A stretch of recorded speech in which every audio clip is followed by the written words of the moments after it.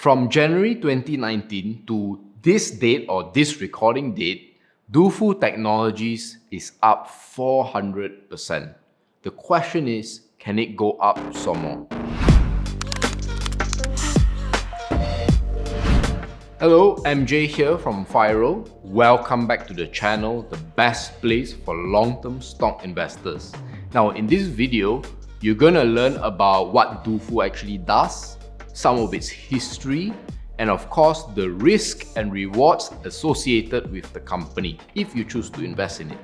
And of course, if you like the video, remember to actually give it a like, click on the subscribe button, and click on the notification bell so you know when new videos are out.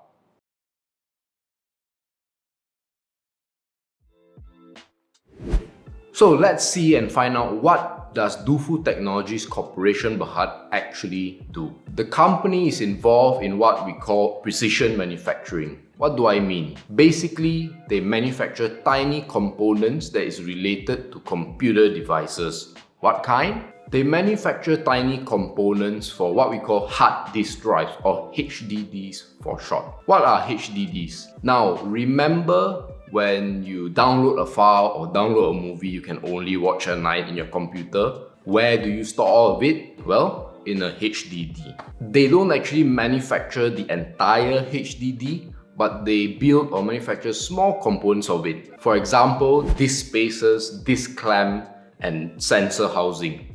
You can check more of their products at their website. But why are products like disk spacers and disk clamps important to a hard disk drive? What problem is Dufu actually solving? Let's take the disk spacer for example. In order for you to store movies or files, big files especially, into the hard disk drive, it needs to be stored on what we call a disk. And these disks are stored inside the hard disk drives. Inside the HDDs, it is spinning at a very fast rate. To be specific, 7,200 revolutions per minute or RPM. How fast is that exactly? Well, that is about 14 times faster than a normal CD. Because these disks are spinning so fast, the chances that it will wobble and shake is very high, and hence the potential for damage of these disks to clash with each other is also very high, and that's not good for the HDD. So the disk spacers or spacer rings, sometimes called, that Dufu manufactures actually help stabilizes these fast spinning rings so that it does not damage each other. That's how important Dufu is. Now, let's look at some of the important people you need to know before you decide to invest in the company. You want to assess the management, and here they are. The first person you need to know is Executive Chairman Lee Hui Ta. I hope I pronounced that correctly. He helped set up Dufu Industries in 1990, and he was the CFO, Chief Financial Officer, and ED Executive Director from 2006 to 2015. Next, we have the Executive Director Wu Maoyuan, who is also the Managing Director of Guangzhou Futron Technologies. Yo Beng Hui is the current CEO. He was appointed in August 2016. He started his career in 1989 in Advanced Micro Devices or AMD, super famous company. Then he was the COO or Chief Operating Officer of Dufu Industries since May 2004. Then we go to the Chief Operating Officer of the company, Mr. Teo Chew Hong. He started with Dufu in 2000 as a Product Control Officer, then in 2006 as a Material Planning Manager. 2011 comes and he's now the Senior Manager in Planning and Logistics Department, and as of September 2016, he is the General Manager.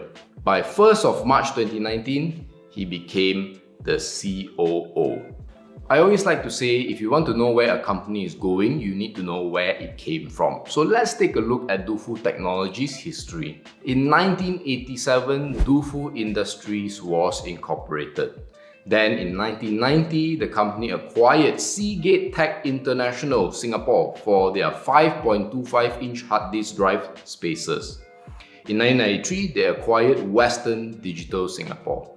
Now at this point, I want you to tell me in the comment section, oh, by the way, they don't actually disclose who their customers are. But do you want to guess who are they? Tell me in the comment section below. Now back to the history. In 2002, it is when the current company Dufu Technology was incorporated. In 2006, they started construction of a fourth building to increase warehouse space. Then in 2007, they managed to list the company with a market cap of 63 million before ESOS exercise. And by the 20th of July 2020, which is the current date of recording, they have a market cap of 1.6 billion ringgit. That's really impressive. Now let's take a look at some of its financial numbers. In 2007, the revenue of the company was nearly 110 million ringgit. By 2019, it was a whopping 249 million. And that's a whopping 250% increase. Not bad.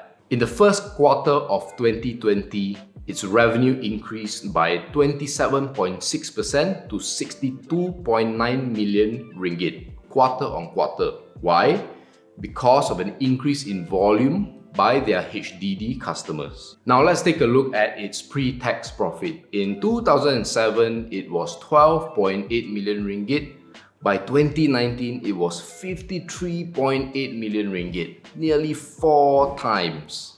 As of the first quarter in 2020, its pre-tax profit increased to 18.7 million, up from 5.8 million in the last year's first quarter, due to higher revenue and the US dollar strengthening. How about its debt situation? Does it take a lot of loans? So in 2007, the company's net debt, which is to say the amount of cash that they have minus the amount of debt that they have, is 9.8 million ringgit, which is to say they have 9.8 million ringgit more debt than cash. So what does the picture look like today for them? As of the first quarter in 2020, they have a net cash of 39.6 million ringgit. That's really impressive, and that means that they have now 39.6 million more cash than they do debt. This is a very good sign that the company is managing its own debt quite well. How about its operating cash flow, which in my opinion is a much more important number than pre-tax profit or revenue. In 2007, the company's operating cash flow stood at 12.4 million ringgit, and as of 2019, it has more than doubled to 29.3 million ringgit. Pretty good. In the first quarter of 2020, the operating cash flow increased from 4.9 million, which is the first quarter of 2019, to 15.8 million ringgit because of an increase in payables. What this means is that they've paid less money to their suppliers. So now let's talk about some of the exciting opportunities as well as the risk associated with this company.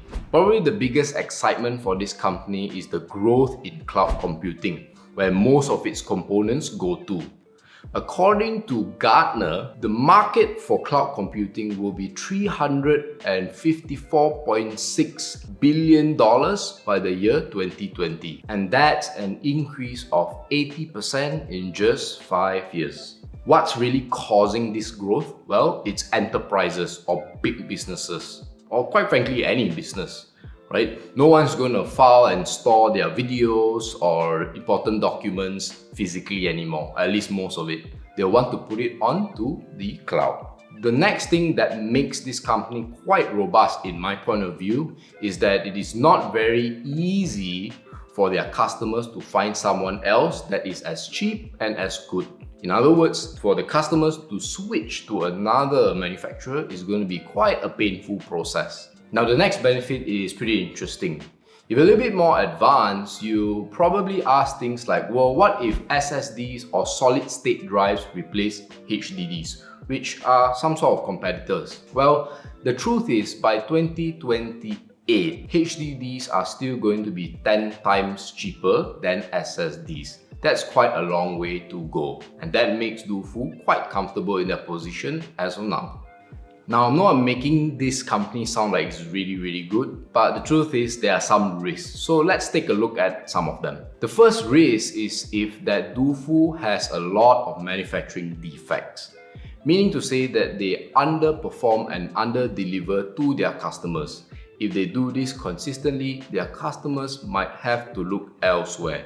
Another risk is that another country, which is much cheaper, like say Vietnam, does these products for a lot cheaper, which compels the customer to switch. The last but quite important one is what we call customer concentration. Just 2 of Dufu's customers account for 67% or 2/3 of its total revenue as of 2019. And basically, if the biggest customer leaves, half of its revenue gets chopped.